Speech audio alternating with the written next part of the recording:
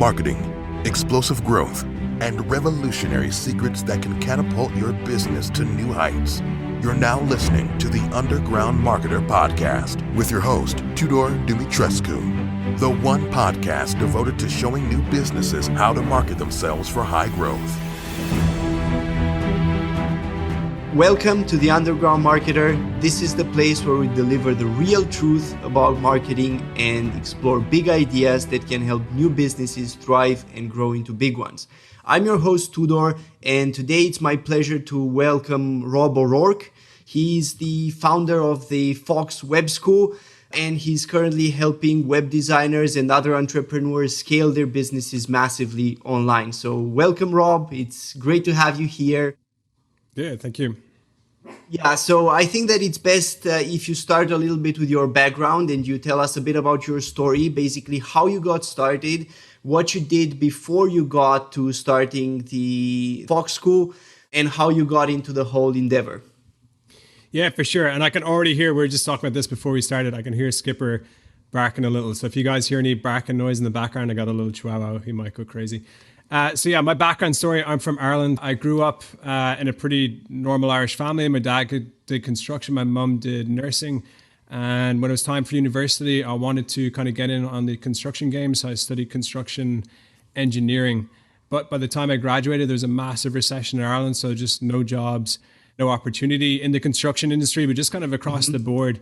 The whole country was trashed. We just spent way too much money as a country, and then we didn't have any means to pay it back. And just kind of ran out of cash. So not many jobs, not much opportunity. I thought surfing and worked at like summer camps for a year or two, just like water sports, which is fun, a lot of fun. But eventually I was like, okay, I got to make some real money. Got to go somewhere. So with Ireland, there's this culture of immigration. A lot of people head off. So I was looking at the usual spots, the US, at Australia. And eventually I found in Canada that at that time, the oil industry was really booming. So I moved out to Canada with no contacts whatsoever, no history of working in oil, hardly even knew how it worked. I just knew it was in the ground, like they got it out of the ground somehow. So I moved over there, pretty long story, I guess, but eventually I ended up working in oil. It took like 7 or 8 different jobs. I got in on the oil industry. And because I had a degree, and at that time, they're really desperate to hire people. So if you had a degree, no matter what it was in, they kind of like, oh, this guy's, got some education. So they put you kind of up the ladder already. So eventually I got to petroleum engineer position, really good job, was making, quite a bit of money. But the downside was I didn't really have any freedom. So I was just out there in the middle of nowhere because in Canada, it's in Alberta and northern BC, it's super, super remote. So you get paid well, but you got to work like a lot of days every year. You don't have any sort of consistency in your life. You could be doing something on your time off. They give you a call. You got to get straight in the truck. You got to go out for like 1 month, 2 months, sometimes like 3-4 months. So it's pretty crazy. So I did it for a few years. I was making good money, but I was just burning out. I was working nights, super tough job. And eventually the oil industry kind of crashed. So it was almost like a good thing looking back. Or I'd say, well, for me personally, it was probably the right thing to happen. And at that stage, I was just looking at, okay, I've done this for a few years. I've kind of finally had this high paying job, but I wasn't happy with a lot of things.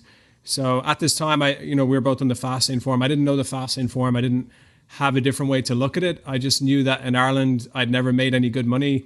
Now I'd made all this good money, but something was wrong. What's this money giving me? Basically, I'm losing massive chunks of my whole year doing nothing, basically, like just out there on a computer in the middle of nowhere, a bunch of dudes in the forest. I mean, a fun job, adventurous, but just chunks of my life was going. So at that time, I had a buddy. He traveled a lot, and he was heading down to Colombia. And he's like, "Come with me to Colombia. We'll do a few weeks." So I went down there, and it was just super fun, like the culture and nice. Great country to travel. Really, really good times. And I just didn't want to go back. So I was like, okay, I got to figure out a way to make money. And I was running into a lot of people in Canada, obviously in the oil industry. You're working remote. You only meet people who are in the oil industry. In Colombia, I was meeting these online entrepreneurs, and it kind of surprised me. I always thought like somebody at that point, somebody made their money online was like super smart. Like they, a tiny percent of the population, like it wasn't possible for most people. You have to have like, something from Harvard or whatever. So I was kind of surprised. I was meeting a lot of people who'd like hustled their way in and online. They seemed like ordinary dudes. I mean, they're, working hard, but they didn't seem like these top, 0.1% of intelligence people. So I was like, oh, this might be possible for me. Got talking to a few different people, and this one guy in particular, just one day we went out, or about to go for lunch, and he's like, oh, let me just check the computer. I got to check sales. And at that point in the day, he had already made like well over $1,000, $2,000 or something that day. I was like, man, this is like, like what's going on here? This is crazy.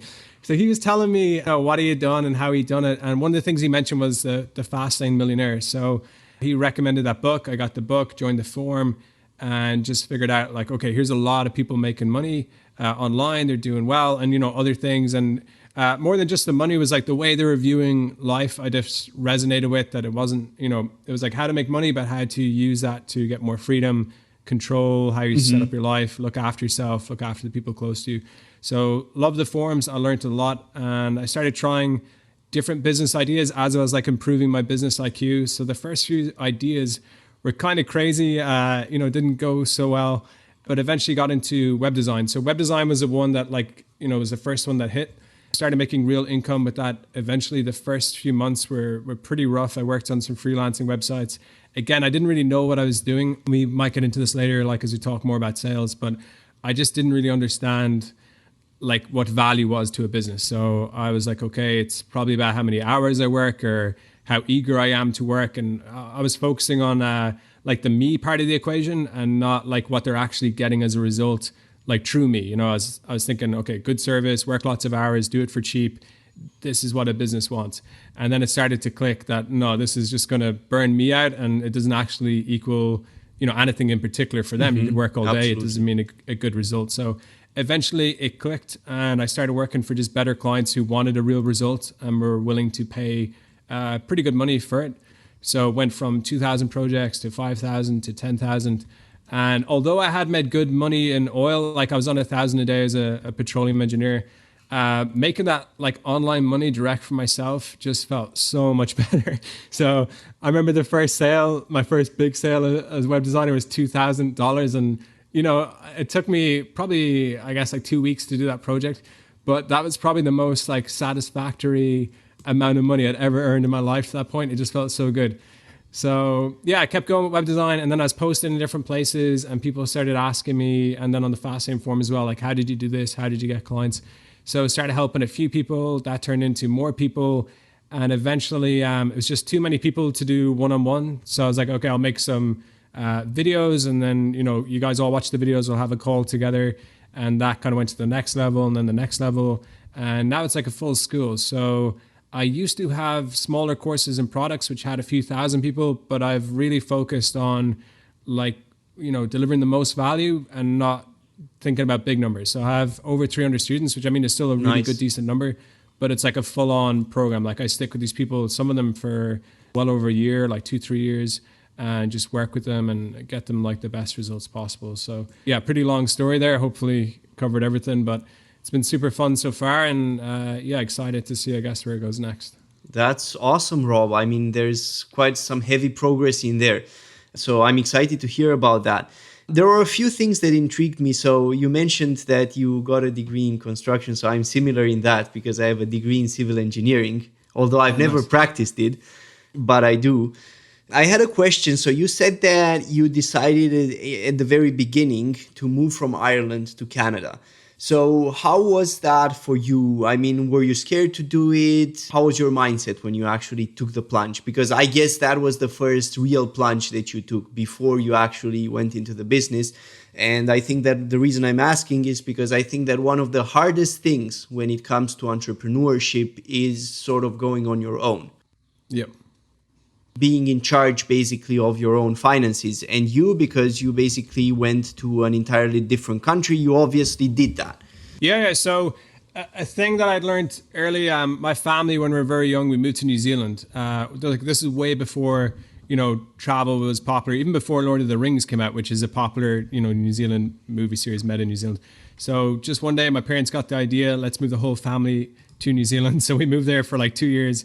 We came back. And I guess it stuck with me, this thing that you can always do, you can change things up in a big way. You don't have to be stuck in the same situation. So after university, when there was just no jobs, I was just getting so tired of like no opportunity. Like I was willing to work hard, I was willing to hustle, but I got out there and I wasn't seeing like an environment to put those skills into action. Like, I'll show up, but there's just nothing there to show up to.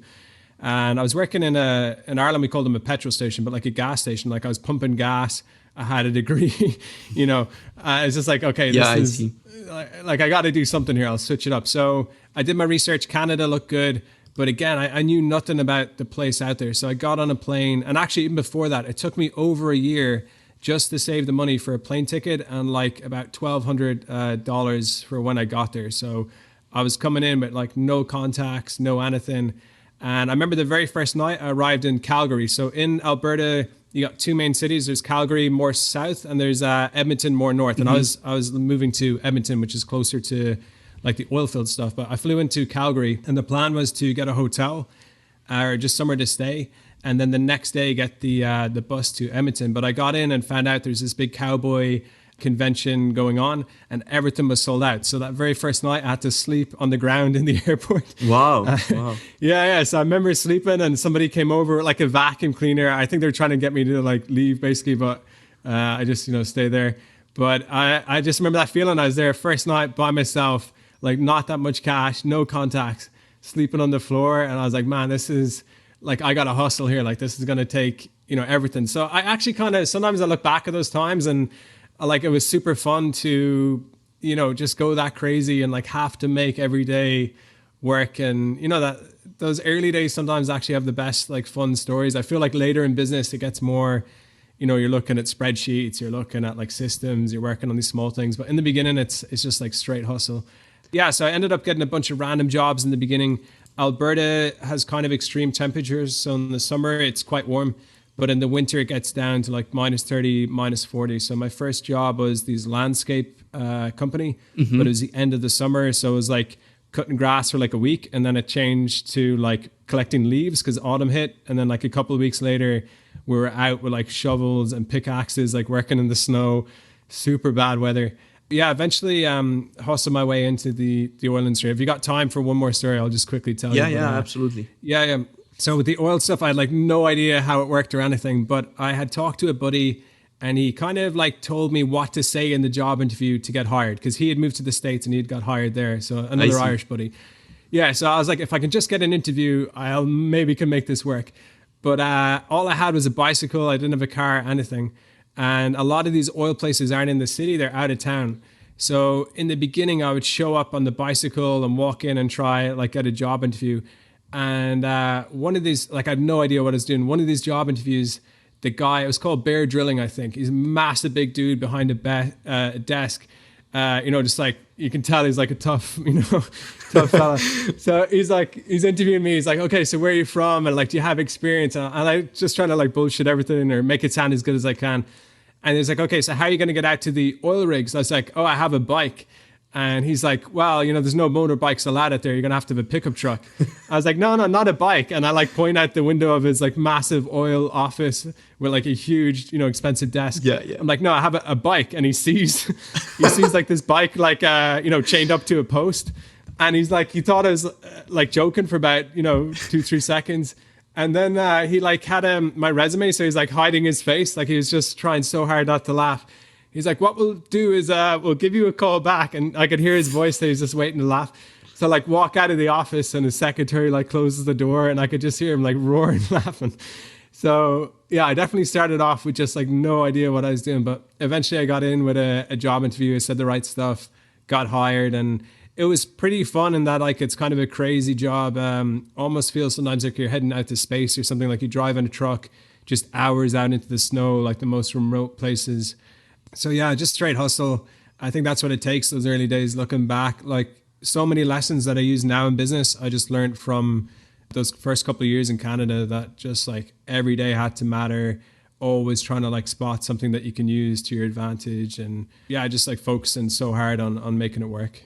Exactly. I mean, that's awesome. I mean, I gather that a lot of especially mindset lessons, came from there. And that's really the foundation, because if you can do that, then you can sort of actually move on to actually the more technical stuff and make it work. Because I see a lot of the problems that people have is that, for example, they don't talk with enough customers, or they're afraid to talk with enough customers. They don't cold call enough. And I feel that hustle is really important, and you sort of got that at the very beginning. So you had a foundation on which to build everything else. Yeah, I think naturally a lot of us, like if we're pushed, like we got to do it, then we'll do it. But people get to a certain comfort level and then that drops off. And even to this day, I still like try and just think back to that hunger. Like if I could see where I am now back then, like I wouldn't even believe it was possible. But then back then I had so much hunger, and I try and keep that as much as I can. I'll be honest, it is pretty hard because when you got nothing, it's like you got to make it work. Yeah. But I see that all the time. I mean, everywhere, like modern life is pretty comfortable, especially the last couple of years. You can kind of get like a base level. You got your Netflix, you got your phone, you got this. It's not too hard to get comfortable for the average person. But yeah, you just got to fight that. Like if you want something, you got to get uncomfortable. If you're only trying to do something big and stay comfortable, your chances of succeeding or how long it's going to take is just, it's not going to be good. Like you got to push the uncomfortable.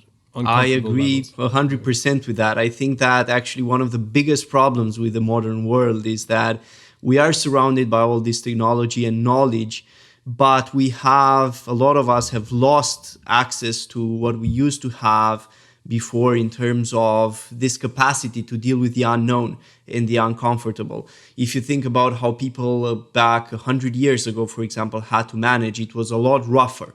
So they were a lot more used to dealing with hard things from the get-go. And I feel that entrepreneurship in itself is a lot harder than working a job. You can't be comfortable and be an entrepreneur. So I think that is one of the biggest roadblocks that I personally see in people. When they're thinking about starting and they're not being successful, they're not finding any success. A lot of the times is because they're just unwilling to be uncomfortable. And I mean, your story sort of illustrates that there's no way to get around that other than just doing it. Yeah, 100%. It's like that thing, just burn your boats, or like I burn showed the up in bridges, Canada. yeah. I didn't have a return ticket, I don't think. I was just there. I had to work. And I've been thinking about that story actually a little bit just for myself recently. Like I want to get the business to the next level. It's been doing well, but it's just like you gotta think of it that way. Like your opportunities, your time, it's all limited. It can feel good at like a decent, I almost find it's harder for me anyway, like to go from nothing to a decent level. Like you got to do it because you have nothing. But when you get to a decent level, I find there's a lot of different mental things you got to deal with to get to a great level. And I definitely don't feel like I'm, anywhere close to hit my full potential yet. And I got to, use that hunger. Like remember, if you had this opportunity that you have now, like a few years ago, if you could see where you are now, like show up with that sort of work ethic. 100%. I mean, I struggle with some of the same things because I mean, when you're first starting out, you don't know anything, but you're not so interested to know. You're just doing because you really have no time to sort of gather the knowledge. You just have to figure things out on your own. And I think that state is really, really powerful. Being able to basically recreate that state can be very powerful, and it can really push you ahead quite a bit. So I struggle with a lot of the same things nowadays, because once you start making your income, you live a lifestyle that's comfortable for you. You sort of have the problem of getting trapped into that. And you don't have that same motivation. Like you don't feel like you need to work as hard as before. And that's a problem, when it comes to growth. Yeah, massively. Mm-hmm. I'm with you 100% on that. So, I mean, you joined the Fastlane forum after you got introduced to the lifestyle and making money online and so on. What were your first impressions when you first read the Millionaire Fastlane? So, I mean, for me as well, that has been one of the life-changing books. I read it long ago, so I think around 2011, 2012. I lurked on the forum for a very long time after that, and then I finally joined. So what are your first impressions with that? Yeah, what I really like about the Fastlane forum and then the book, like all of MJ's books, and you as well, I come from an engineering background. So I'm used to like, where's the manual? Like check the manual, here's how it works. Yeah, okay, let's go for it. Like, so before that, when I read a lot of books, it just kind of seemed like up in the air. Like, okay, I kind of get what these guys are saying, but like, what do I connect that to? What do I tie it to? What I really like about the Fastlane concept just overall is, there's rules, not like rules maybe is the wrong word, but there's very like, this is how it works and this is why it works. And this is what you need to consider if you want it to work as good as, you're trying to make it work. And that's what I love about the Fastlane. It's just like an idea that once you see it that way, it's very hard to unsee it because it just clicks so well. Like it just fits reality. You're like, oh, of course, this business is doing so well and this one isn't. And this person's struggling to get ahead in a job, but this person over here who can scale, things independent of themselves. Like it just makes sense. You can just look at something and understand right away, okay, it's working because of these principles, or it's not working because it's not following these principles. It's one of the very rare books that I've read that has that ability, that it just like fits in and you can just connect it to everything you see, and you can just prove straight away that it's a real book. Like the guidelines in here is really how it is. Yeah. I've got something very similar out of it. So, I mean, the biggest thing for me was that he really portrayed the mathematics behind it very well. So you have a lot of other books that go into the motivation and the this and that, but they don't really show the model. Why can this business be so successful? And the sense framework that's revealed in there is, I think, really powerful. And the wealth equation as well. So you really get a sense that there are some mechanics to this that you have to make work in order to achieve these results. It's not just being motivated and going after it and so on. So that for me has definitely been life-changing. Yeah. And I think the form, like whenever you produce content as a content producer, I think you attract people who resonate with your style of like the message, but then also your style of delivering that message. So I feel like the forum is full of people who are, like to think about stuff, like to break it down, analyze it, like look at it from different perspectives. And you can see that with a lot of the posts that are very analytical and, really take time to think it out. If there's another forum, let's say like the follow your passion forum, which isn't a real forum, but, it's all about like up in the air stuff. I'm sure you get a lot of people who would, connect with that. So I feel like the Fastlane forum, true, like how detailed and solid that book is, you just get a ton of cool members who are definitely high level thinkers and just really good advice and thoughts on like their own success. Like they break it down in such fine detail, like how they did it, how it worked, Exactly. what's working, what's not. Yeah. I think that's one of the big things, at least for me, it was because you sort of see that people are actually making it on the go. Live, not like 5 years ago or whatever, but, people are actually making it now. That's very inspiring. When you first started out and you got to the forum, you mentioned that you had a few ideas that didn't really work out. So, I mean, can you sort of walk us through briefly a summary of what those were and why they didn't work out? Because I think there can be a lot of lessons basically for people to learn there. Yeah. So I have a bunch of them. I was going to make a YouTube video on this pretty soon, and I'll definitely have to create the full list. But off the top of my head, so one of the big ones, and this is kind of, so I went down to Colombia, and then I came back to Canada, and then I went back to Colombia. Like there was a bit of back and forth. So after that first trip where I met these guys working online, I was like, okay, I got to do something online. And I went back. And at that time, Tinder was really big in Canada. Like everyone was using Tinder. Online dating, this makes me sound kind of old, but like online dating was starting to really hit in Canada. And when you went around, like a lot of people were just using Tinder all the time. So I was like, okay, they're using this, like what's an angle or what's something I could do here? So I made this app that automated Tinder. So there was a few of them at the time that did like, auto likes, like it would swipe everyone, or I forget what the other features were. But I was like, oh, there's no app that auto messages all your matches. So this is the most spammiest thing ever. But basically what my app would do is auto like, everyone in your area, let's say, or you could set the parameters. And then once you had matches, you could put in a message like, hey, how's it going? Nice photos. What are you doing this weekend? And you could send it out. And I don't know how this was allowed to be on the App Store because you could send like 1,000, 2,000 messages at once. Wow.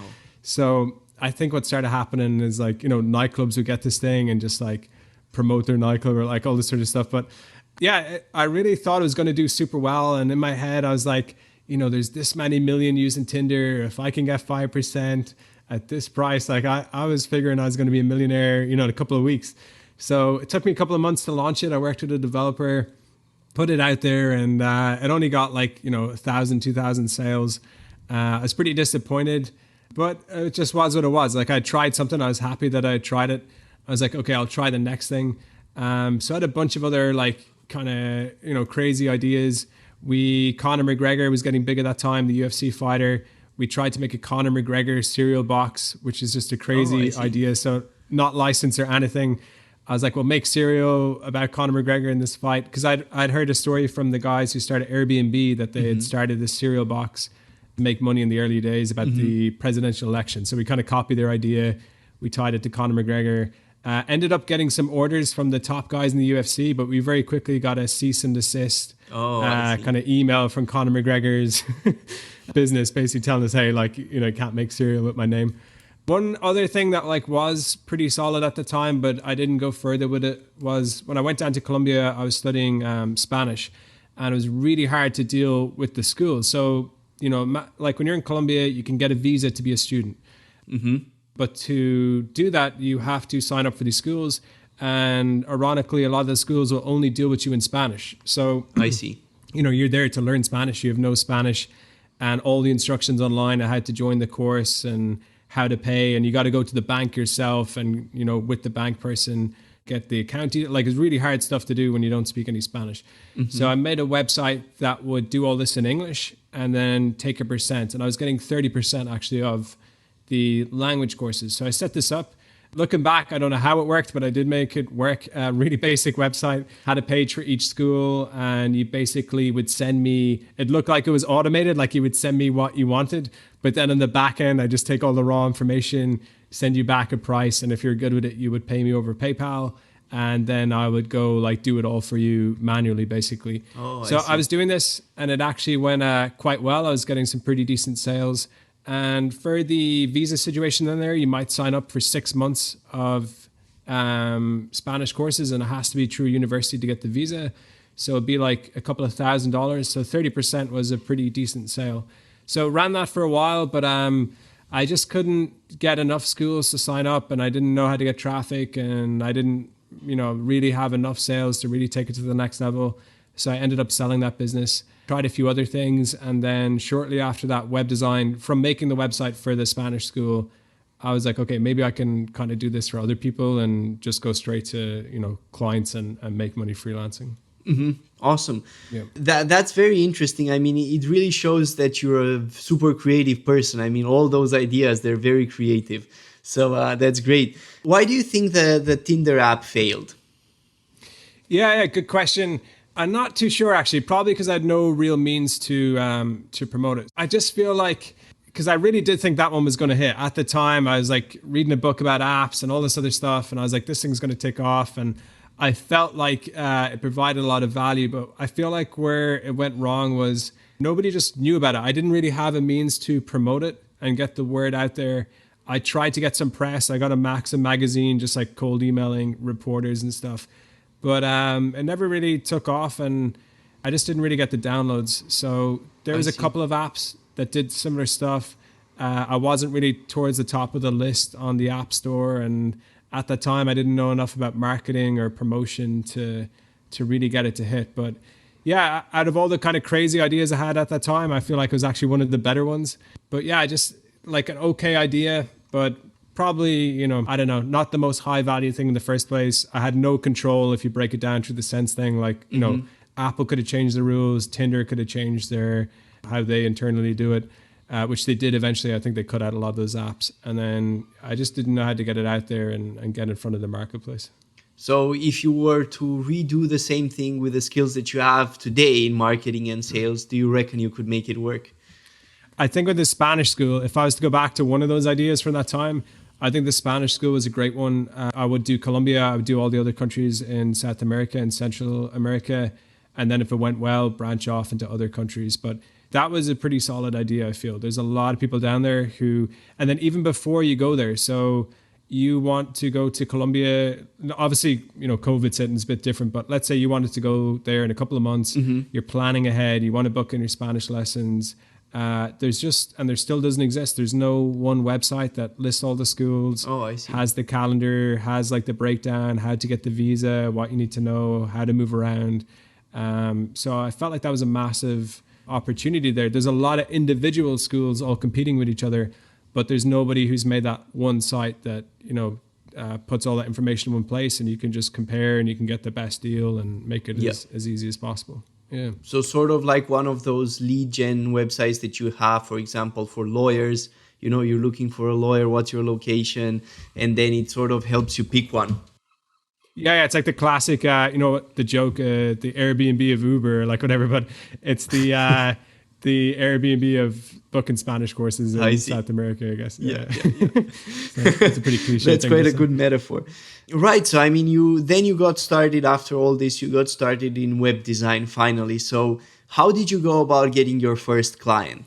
And was that project actually successful? Did you have to do a lot of learning in terms of coding? Did you already have the knowledge? What stage were you at? Yeah. So the very first place like web design kind of came out of, or where I thought, okay, I can make this work, is G. Alexander, who doesn't post as much anymore in the Fastlane forum, but he's a guy who's done super well. He had a post for his e-commerce store, and he had said that he had learned HTML and CSS quite quickly using a website called Code Academy. Mm-hmm. So I checked this out, and I was like, okay, yeah, I can actually learn the basics of HTML, CSS. So I went through that pretty fast. Went to Udemy. I took a little course that shows you how to make a full website out of that. So I had the ability to make a very basic website, and I had just actually made a website through this course. So I was like, I could take this website I just made, I could switch out the text and the images, and I could put in someone else's information, and that would be a business website. So I was like, this shouldn't be too hard. So I contacted my uncle, who I used to work with in Ireland when I was much younger, in my early teens. And he runs a business, or used to run a business, for garden sheds. Mm-hmm. So I was like, hey, I do websites now. I'll do one for your business. You don't have to pay me. When I get you results, you can pay me. And he's a pretty sharp, like hustler, kind of farmer sort of dude. So he's like, yeah, sure. Like there's nothing. Didn't have to pay anything yet. So he's like, yeah, for sure. So I did this. We put it online, and it never got a single sale. And when I checked back in, he's like, hey, no one's using this thing. And I was like, yeah, of course. Like, how would they even know it exists? Like, I didn't know anything about SEO or paid ads or anything at that time. So I was like, okay, I've gone in the wrong direction here somehow. So I was like, okay, let's, do this a different way. So I went to freelancing websites. I went on to Upwork, I made a profile, and basically I would just bid super cheap because I was trying to get some experience, like just get some projects that worked. I got some okay clients, but a lot of crazy clients. I mean, when you're doing a website for $50, $100, you're going to get just like total nutcases sometimes, but the craziest idea. One day they're thinking this thing, the next day they're thinking that thing. So I worked a couple of months with all sorts of clients, crazy projects, hustling super hard. And then just sort of like context as well. Like I was used to making $1,000 a day, but I was working like my ass off all week for websites that were like $70 or $110 or something. I wanted to make it work so bad, and I just wanted to stay in Colombia and not have to go back to the oil industry, basically. Yeah, sorry, man. There's a bunch of seagulls flying around. If there's background noise. Yeah, no worries. So what eventually happened in Upwork was I was starting to see that it wasn't going anywhere. I just had this feeling like this is never going to go up in price because there's just so many people willing to work for cheap, and also the clients. I was like, something's wrong here. Like these businesses aren't real businesses. These ideas are stupid. I was looking at it from their side. I was like, it doesn't even make sense for them to pay me much because this thing is never going to do anything for them. Like this is just so ridiculous that there's no value in it for them, and there's no purpose in me building it either. So what happened was my final project, some 14-year-old kid hired me for this app idea. And it was the most stupidest thing ever. No offense to this kid. Basically, I made like actually a really good looking website. So I like showed it back to I'm literally, an adult, like doing all this stuff for this kid for like, $60. And this kid is like, hey, I want like this change and like make this brown and make this purple. And he wanted all these crazy colors. And he just was butchering this website that looked good. And it just started to look so ridiculous. It was all over the place. So eventually I was like, look, dude, like I'm probably just going to wrap this project. Like you can have your money back. And he's like, oh, if you don't finish it, I'm going to leave you a 1-star review. And I just like canceled my whole profile. I was like, I'm out of here. So what I did was I just thought about it. I was like, look, where have I gone wrong here? Like what's missing and how do I switch this up? And the big thing was I wasn't working with real businesses who had real problems. I was just working with joke businesses with crazy ideas. So there's just no value there. Like they're not helping anyone. Their ideas don't make sense. How can a website solve anything? How can it be worth more than just a few dollars? Because all it is for those guys is a bunch of images and text that do nothing. So I went looking for a real business. And at that time, I was looking, my Canada situation. I was doing my PR process, my permanent residency. So I've been working with this lawyer, Roxanne's her name, really cool lawyer. And she had a great business. But one thing I'd noticed, because I found her through a Facebook group, was when I was doing my research, I clicked on her website and it absolutely sucked. Like it was really old, broken pages. It just looked, like something somebody made like a long time ago, all crazy kind of layout. 90s website. So like, it's really old school. You're like, weird fonts and all sorts of stuff. And it's like a really small size. Like it's not made for a proper modern day browser. It's like, a phone size on a desktop. Like, so I said this to her, I was like, look, because we had calls about my visa situation. And I said, look, I'm actually doing web design. I noticed your website, it's not maybe the best. I'd be happy to build you a new website if you're up for that. And just straight away, I got kind of lucky there. She was like, yeah, like I need a website so badly. Like, what's your price? Like, you can definitely do this for me. And I said 2,000 Canadian. She's like, yeah, no problem. So I was like, man, like in that one sale, I'd made more than like months of working on Upwork. So started working with her business, and a lot of things with that project lined up super well. And basically she had a great business. Like she was really good at what she did. It was an in-demand industry. So people wanted her services badly at that time. She had a great reputation. She had loads of good results from past clients, loads of qualifications, all these things about her that just weren't there on the website. Like her website, her current website at the time, showed none of this stuff, really bad information, like none of the basics of like what you would use in a sale to get somebody to hire this person. So I just put in all the good stuff about her business and everything else. Pretty basic sales system, but just on point. Couple of pages, covered the different services she offered, why she's the best, good credentials, good results. A little booking system where people could book their first consultation. They could pay online. Put that website online, and it just started getting a ton of results from day one because the market was there. She was known. She had this big Facebook group. So this website just started like killing it. Like loads of sales are coming in. She had to hire extra staff, and in like a week or two, the website going live. Yeah, like her revenue went way up. She was super happy. Really nice woman to deal with in the first place. So just so positive. So after that project, I had a conversation with her as we were just kind of winding down the project. And I was like, hey, just out of curiosity, I know you paid me 2,000, but seeing the value that, it's given your business, so far, if we were to do it again, what's like the highest price that you would have paid and still felt really good about the project? Yeah. So she was like, it's like probably $5,000-$6,000. I'd still feel like I had a great deal. And I was like, well, like I didn't, to her, I was like, okay, thanks. But in my head, I was like, okay, this is it. Like, this is the difference between, Mickey Mouse projects on Upwork and real clients with real needs. They have a real business, and like just their website is just like this one cog that's just broken and everything else is running. And if you can just like fix that website, it's going to take off. So I went out there looking for other businesses with that same sort of setup. Like they were really good at what they did, great results, like the best sort of product or service, but their website wasn't reflecting it. And that was my tactic, or, who I was focusing on for this first few projects. So I went from 2,000 to like 5,000, 7,000, 10, over 10. And then I started getting up towards closer to 20, and one project at 20. And I started to see actually you can kind of like overprice as well, where you get to those higher numbers and now people really expect this whole different level of service. So I had one or two projects at that price range that I felt like went well, but not as profitable for my amount of time. So I actually scaled it back a little and kind of stuck around the 7 to 12, 15,000 mark, and did really well actually at that price point. So yeah, it's just those. I think that's the big thing with web design. Like it's not a page. It's something to do something. Like what does a business need? What's going to be most valuable? And then building a website that does that. Like so many people only see it from the lens of, or the perspective of colors, fonts, cool, fancy things that happen.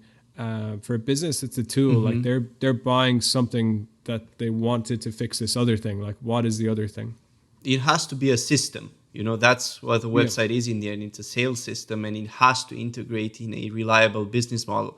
So, I mean, it's very interesting what you said about Upwork, because I say the same thing to a lot of people that I speak with, that on Upwork, most of the clients you're going to get are very bad. There are some good clients there with real businesses, but there's few of them. And there's a lot of competition over them. And obviously, if they have so much choice, it's much more difficult to actually go about convincing them than if you are one of the few people who reach out to a strategic client who has a problem that you can fix and it's high value for them. So, I mean, I share the same feeling there. And it's the biggest thing, in my opinion, working with the right clients. And it's not just in web design. The same thing is true in copywriting. The same thing is true in sales funnels, which is what I do. So it's pretty much across the board. And it's really important to find these people. And actually, when I talk with people, I always talk about strategic cold outreach. So you want to identify the people who actually have that need.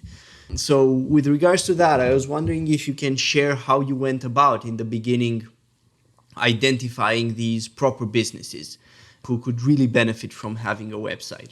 Yeah, so my strategy with reaching out, like with web design at any stage, is I put a lot of thought into what I'm doing before I take any action. And I guess I'm kind of naturally a lazy person. So when it comes to certain areas, prospecting is definitely one of them. I don't want to be the person who rings like 500 phone numbers to get a website, because at that stage, even if you get a deal, it's never going to be profitable. So I'm trying to do like the least amount to definitely get the max return with prospecting. So how I work, kind of overall philosophy there is, I definitely look at what I've done. So if you're going to reach out to businesses in a cold way, you're not the first person who's come up with that idea. There's a lot of people who do that. So you got to be standing out. Like there's got to be something about you and your approach and your past work to just give yourself the best chances. I mean, ideally, if you have great past work, like really clear results, tons of like, hey, I did this, I fixed this problem, that's going to give you an advantage. So looking at any past result and understanding that past result. So, let's say somebody's built a website for a business. What did you do for that business? So you built a website, but what did it do for the business? What problems did it solve?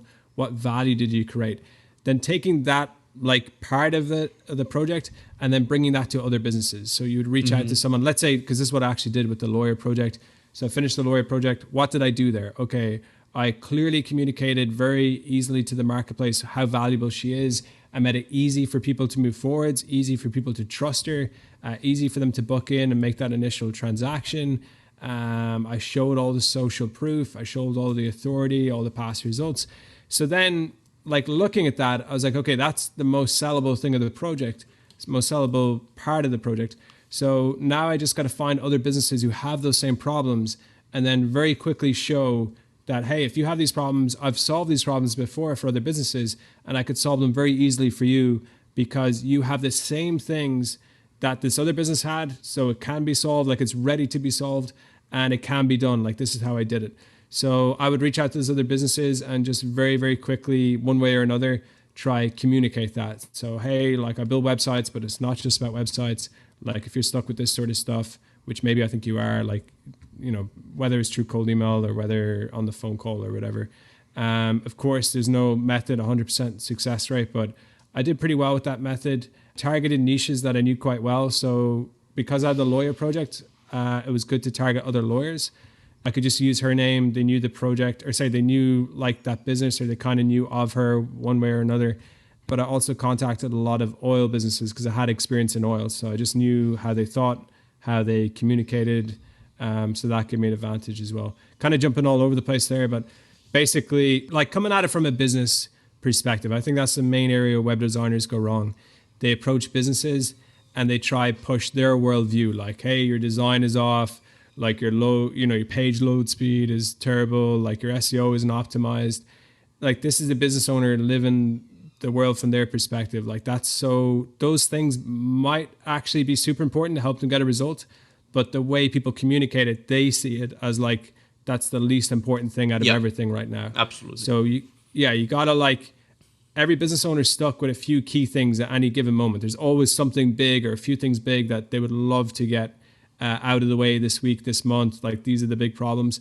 So you got to find out what those are and then show, hey, web design can actually help you with this. Like web design is not like way down the list of priorities and a super non-important thing. It's actually a very real way for you to tackle these big issues that you have right now today.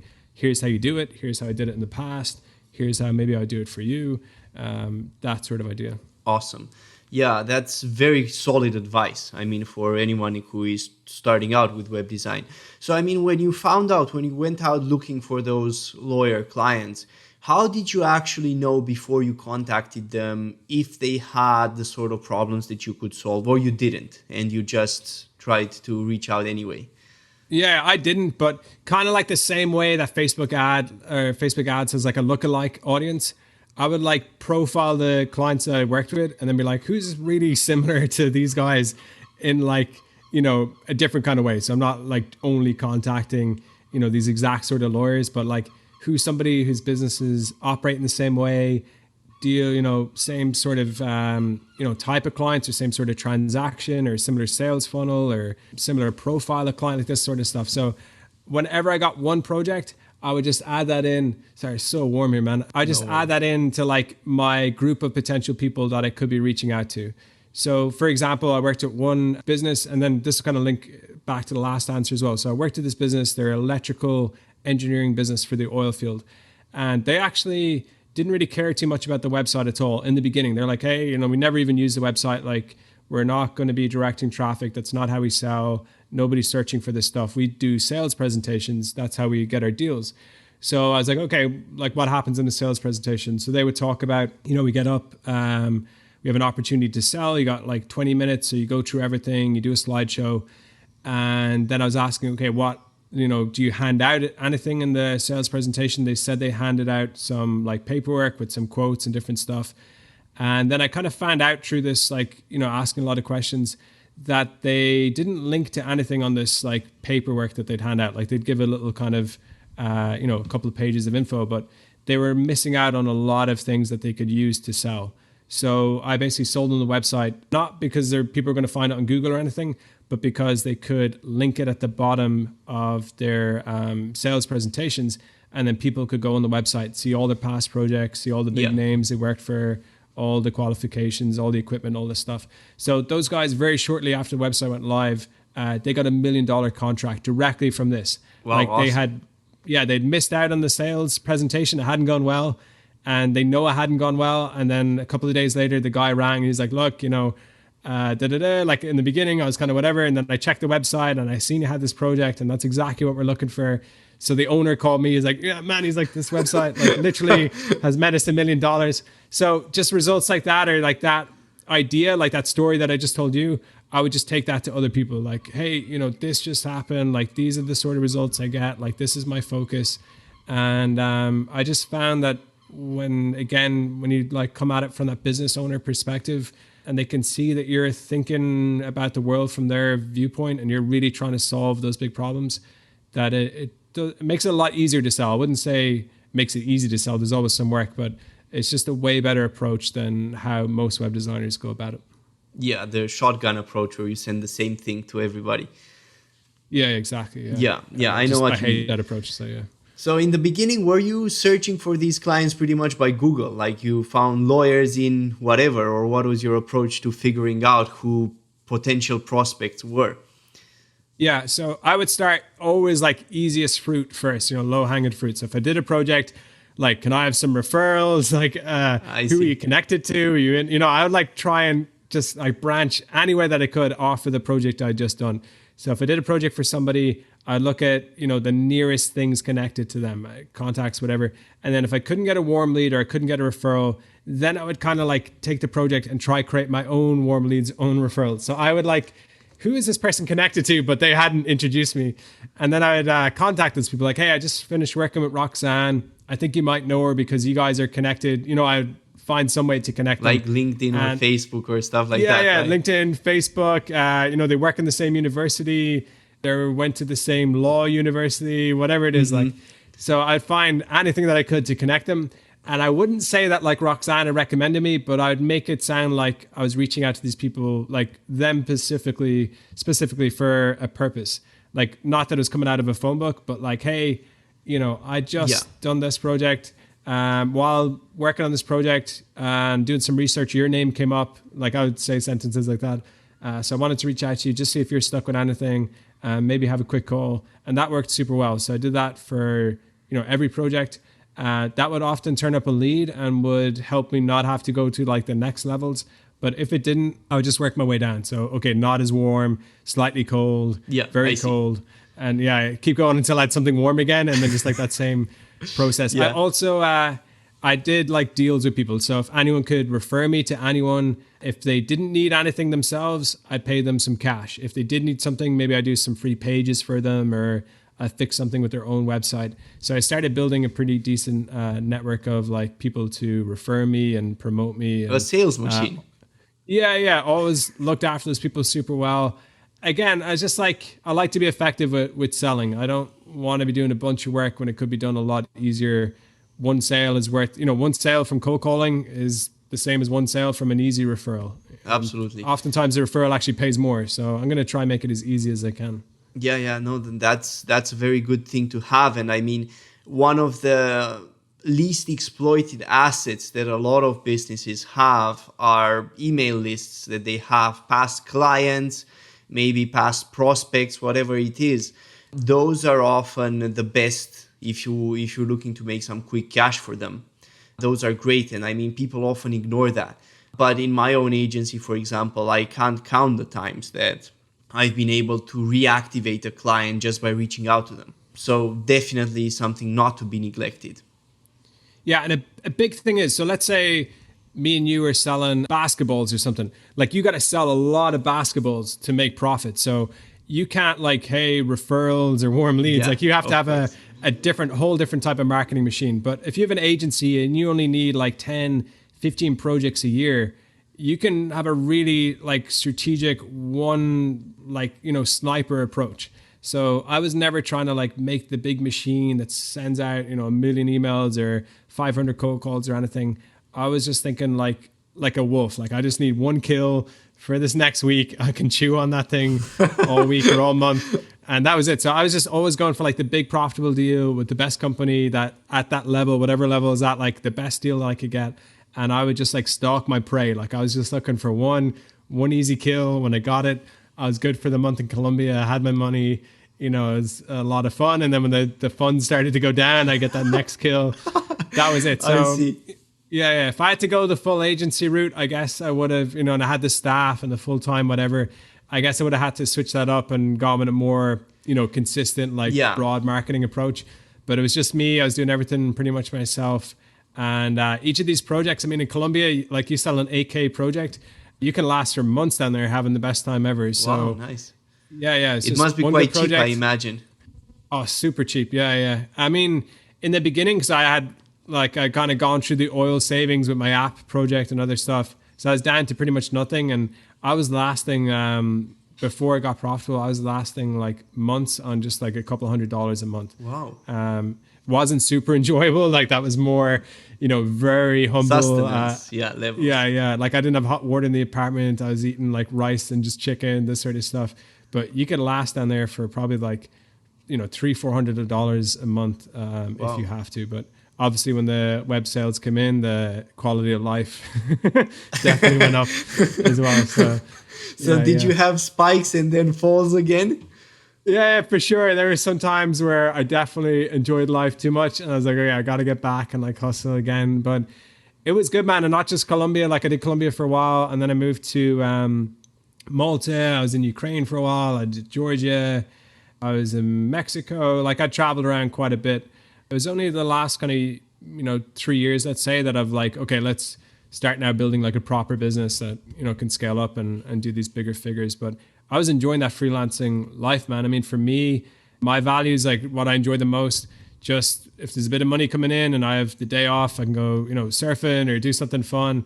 That's all I kind of want, So back in my 20s, now that I'm a little bit older, I'm like, okay, let's let's step it up a bit with the responsibilities. But for years, man, it was just a super fun way to live. 1 or 2 projects on the go, enjoy that, have a good, experience. And then when the sales were or the funds were going down a little bit, you just got the next project. It was good. So that's awesome. I mean, it sounds like a great lifestyle, and I'm sure that many people want to live that lifestyle in their 20s. So yeah. You can't do it forever, but it's definitely fun for a while, for sure. Yeah, exactly. In terms of how you actually went about the websites, did you build WordPress websites, I suppose? Or what did you start with? No. So, and this is really funny. I got a lot of slack, let's say, from other professional web designers, but I use HTML themes, which is like the most basic way, I think, to make websites. So a lot of clients that I worked for, they didn't actually need any like back-end features. It was just more like, here's the info online. And it's much more about the sales side of things. So like that it was in the right order, that it was an effective, system, as in like you're going through the information that leads up to a sale, maybe one or two sort of features in there. So I used a lot of HTML themes, one or two projects, especially those bigger ones. They wanted more stuff than that. So I'd bring in extra people and just manage them to do these different features. But I actually went a really long way on a very simple way to make websites. That's very interesting. So, I mean, how did you go about doing the payments, for example, for the first lawyer that you worked with? Yeah. So you use an iframe, and then there's another system, Acuity Scheduling, I think is the name. You drop in the iframe, and then people, like, you can't tell on the site, but that little square is actually another website that runs kind of the way you could integrate like a type form or something. Yeah, those sort of things. So I'd make it super easy. If there's and something the payment was complicated, handled by Acuity then? Yeah, exactly. Yeah. I So see. people don't know it, but they're like running that side of it through like another website. So, Wow, that's awesome. Very creative. yeah. And the HTML themes, it's so basic. Like it's pretty much all there. All you got to do is switch around some sections, add it together, change the content, change the images, and you got like 95% of the project done. So Did these projects actually take you a long time to complete in terms of the time that it took you? Yeah. Or in could the you beginning- get very fast with them? In the beginning when I was learning, yeah, because I just had no idea. But after a while, like half a day, I'd have pretty much most of the website done as far as the code goes. And then it was just a case of getting the content, putting it in there, working on the copywriting. A lot of my work actually, because the code got real simple after a while, a lot of the work would just be dealing with the clients, and then a lot more actually copywriting and just sales. So for me, web design, it's like 5% code, and then it's all these other things like the marketing, understanding the customer, the sales, the system. And when I say system, I don't mean the technical, like, click here and this happens system. I just more mean like the order of like what information you're presenting to people, like the sales. Yeah, what information journey, you need let's to say. include to make the sale. Yeah, so code-wise, super easy. Just to give an idea, so that 7K project I mentioned earlier, the electrical engineering guys, so that was 7 days, and I wouldn't even say full days, and that was a 7K project. So again, You could have charged more. They made $1 million. Matt, like that's the thing as well. Like people, you'd see online, like I post on YouTube quite a few videos, and then people are like 7K, like no one's ever going to pay that for a website. But when you see these businesses, like how much some of them do and how much your website helps, it honestly feels like you're charging so little for the results that you're getting. So yeah, 7K for them is just an absolute steal of a deal. It's like a no-brainer. Yeah, exactly. Yeah. People, I could see why, but so many people, especially web designers, just they have this really bad way of looking web design where they view it as being super cheap, but then they're trying to get around that and think that the clients will that they'll kind of trick the clients into thinking it's valuable. Like they're already in their own minds, they're already sold on it being cheap. And then they're like, I don't get it. Like I can't increase my prices, but they only see it in like the most low value, cheap way. But when you see it as what it could be, and it doesn't have to be technically advanced or anything, it's possible with just something very, very simple to add tons of value. The same way in copywriting, the way you could have one page of copy that makes somebody millions of dollars, and you could have someone else writes 1 million pages and it does nothing. It's just pure nonsense. So absolutely, it's definitely not. Yeah, it's not about volume. It's not about being fancy. Not about how many hours or how technical or whatever. It's just that idea. That's what I love about sales. Like you get the right idea. It doesn't have to be whatever. It's just the idea is the idea. If it works, get the results. You're just charging for those results. So. Exactly. I mean, I have a few web design guys in my Discord group, and the problem I see for a lot of them, especially when they first come in, is that they're just going after the wrong clients.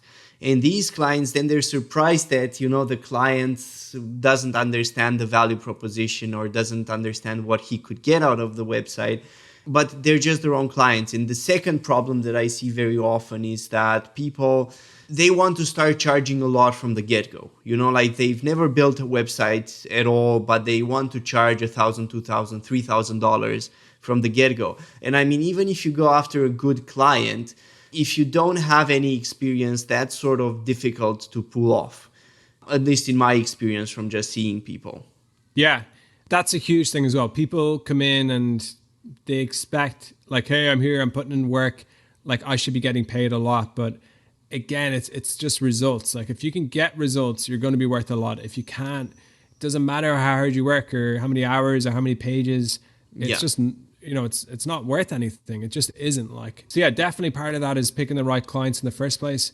And this is what like the Fastlane Forum, I feel like it's such a good resource for this. It's understanding business. Like you're building something for a business, and then what do they want? Like businesses will spend money and lots of it when they can see that they're going to get something and it helps their business move forwards. But no business is going to waste money on anything that they don't need. So it's very like black or white there. Like you're either hitting the mark or you're way off the mark. There's no kind of like, hey, this website's half useful, so we'll pay half of $10,000. It's either like $50 or, it's the full 10K budget. And they probably won't even spend $50 because again, it's like the time, it's the effort, it's the focus. Yeah. Business owners just don't want to get involved with something that's not going to help their business. Yeah, absolutely. I mean, you said something very interesting there, and it goes back to this concept that, which is a mistake that a lot of people I see make, which is that they go from the approach of thinking, okay, it's not about the technical stuff, so it's about sales. So they go to the next mindset, which is basically, what can I say to this guy to convince him to pay me 10K or whatever it is? And the same thing with copywriters. So I work with a lot of copywriters, so I see this very frequently with them. They think, what can I say to these guys who come on the sales page so that they will buy? But to me, that's sort of the wrong approach, because I feel you're working at a very low level. And the high level is like the big ideas. What ideas are you going to include in that copy that are going to convince the client, not how you're going to phrase those ideas, because the effect of that is going to be much less. So I don't know, what's your experience with this? Yeah, that's very true, man. So like that lowest level thinking is like, it's not possible. People are saying you make money with this or a scam, like it can't be done.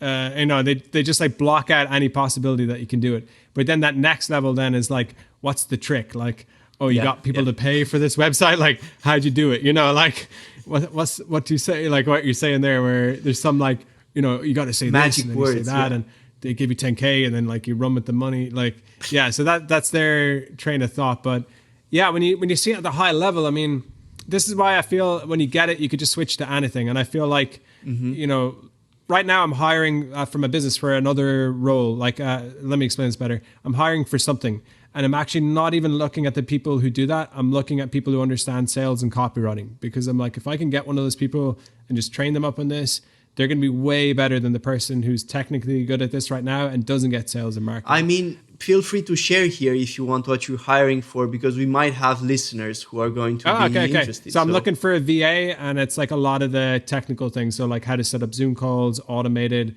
get on guest people, have the system there so it's easy for them to book in.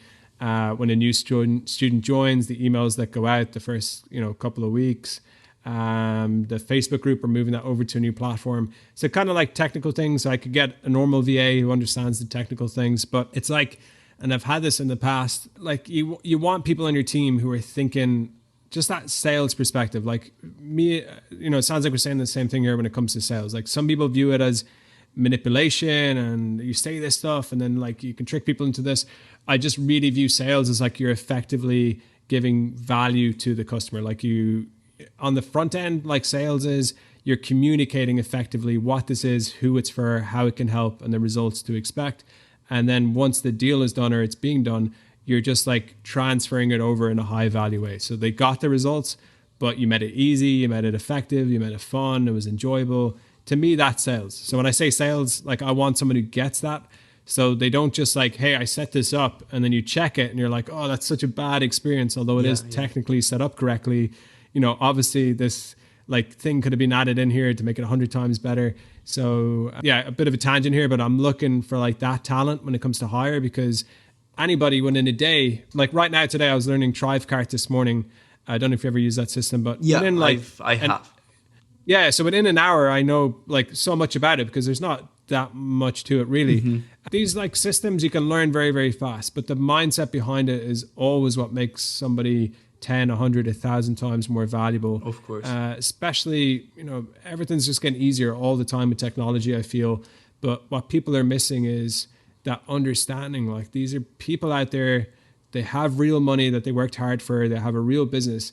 They'll spend that money. They're not going to keep it. They have to put it into something, but they're looking for value. Like they're looking for something that moves the needle forwards, that like gets them a real result. So true web design or true whatever, if you can figure out what they need and then show them clearly how you can solve it, get them to what they want. Yeah, that's just like the crux of selling. Like that's what's going to make it easy to sell.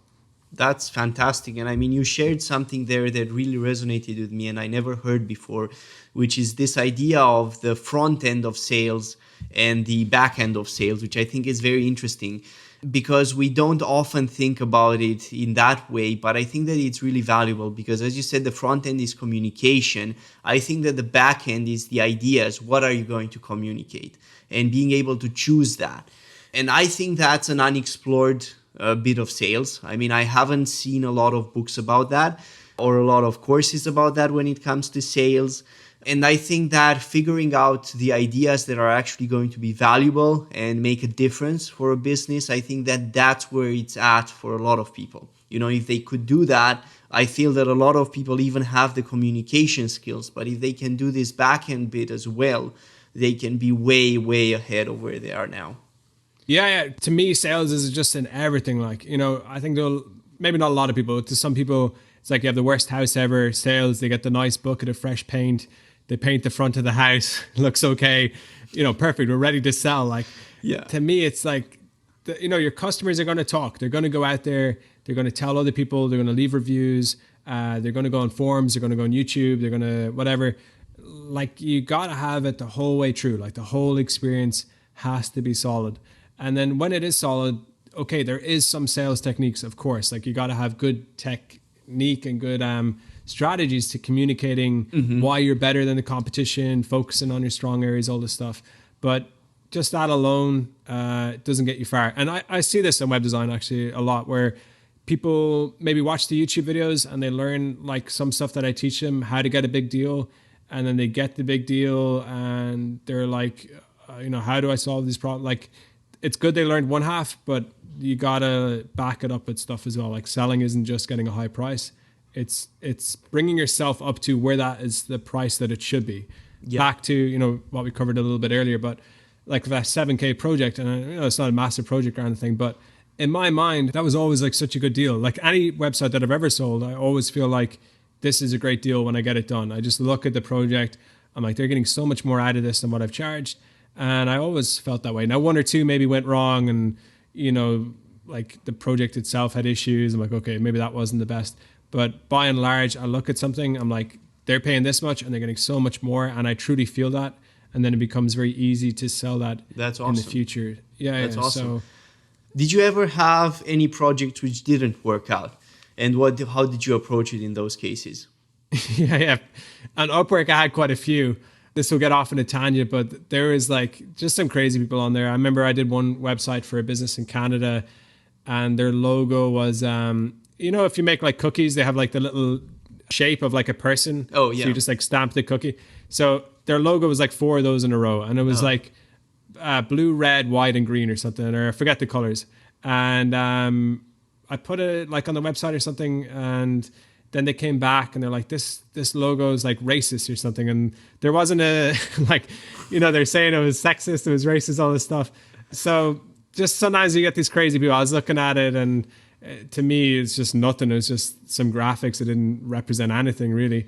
So I had a few like crazy clients like that, just they weren't, as a business, I guess they had other ideas than making money. Like they were coming into these projects with, they had some kind of passion project, or they had some kind of like mission that wasn't really business related. It was super vague, and they were trying to maybe make more of a political point than actually do anything with this website. And again, if you go in and you're charging low prices, you're going to attract people who think in terms of just like minimum cost. And a lot of times that is sort of the worst sort of customer. I mean, if you have a real problem, you're going to pay well for a real problem to get fixed. If you're looking to do things very cheap, either, I guess you just don't value it like you in the first place. Well, I think that the question is, why are you looking to pay really cheap? Because you can't afford it. And why can't you afford it? Because you don't have a real business. Yeah, exactly. Yeah. Can't afford it, don't value it, don't understand it, don't even need it. So you're attracting a lot of bad customers. And that was the big problem on Upwork with low prices. When I started charging more, I just, a lot of those people dropped off. I still have one or two projects with some issues. Up on the higher range, I ran into other sorts of like, working with big businesses. Like there's a lot of different people who are involved with the decisions. Yeah. Like this guy over here has a cousin who says like, maybe it should be this way. And then next week, this person over there and they thinks keep changing. I see. Yeah, you're like, hold on, like what's the goal here? Like we have all this different stuff, which is a classic freelancing problem. You hear a lot of people say that stuff. So I kind of did well, and then it went too big, and I was like, okay, I'm having problems when it's super cheap, which I'd long, got rid of. But now I'm also having problems when the businesses are too big and there's just too many. It's turning into like more of a corporate, setting, which is going to be real messy. So I just moved back down to solid businesses run by a small team, super focused on fixing a couple of key problems. And here's a website that does that. And that was just like the sort of client that I love to work with. And then that sort of client hardly ever have any issues.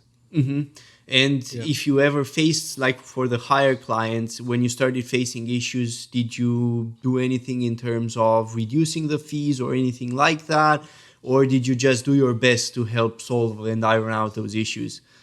Yeah, so with my biggest client, I'll tell you a funny story. So I was down either in Mexico or Colombia at the time. I just remember it was somewhere south of America. So I was like, I'll fly up and meet these guys. So I flew up, and they had a massive warehouse, like hundreds of staff.